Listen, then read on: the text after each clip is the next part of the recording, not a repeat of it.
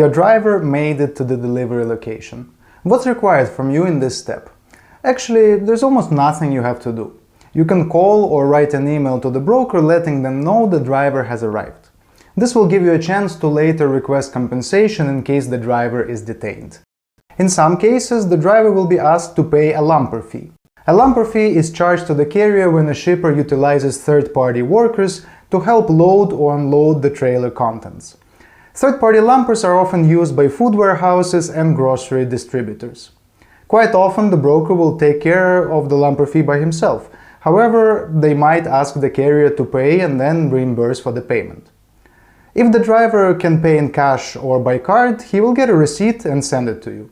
You have to send it to the broker and ask for a new rate confirmation with the added amount. The other way to pay your lumper fee is with an e-check.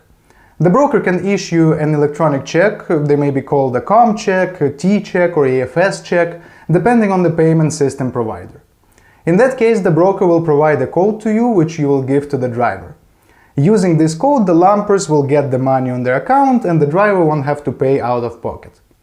To get the code, you can call the broker and simply say, "I need a check to pay for the lumper."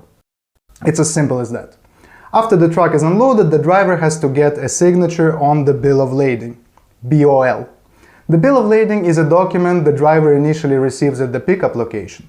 It works as a receipt of freight services, a contract between a freight carrier and a shipper, and a document of title.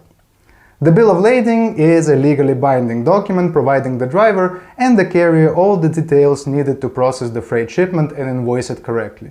It contains information on the number of units being shipped, exact dimensions, weight, and packaging.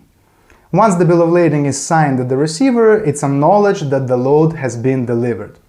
And now this document can also be called a proof of delivery, or POD for short. You can see an example of a bill of lading on your screen. They don't have a standard form, but they should have the driver's arrival time and the time of loading and unloading, as well as the manager's signature as proof of delivery. You will need this bill of lading for your next step, invoicing.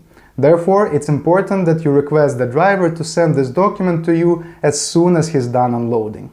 Let's go to the next step and figure out how to invoice for transportation services.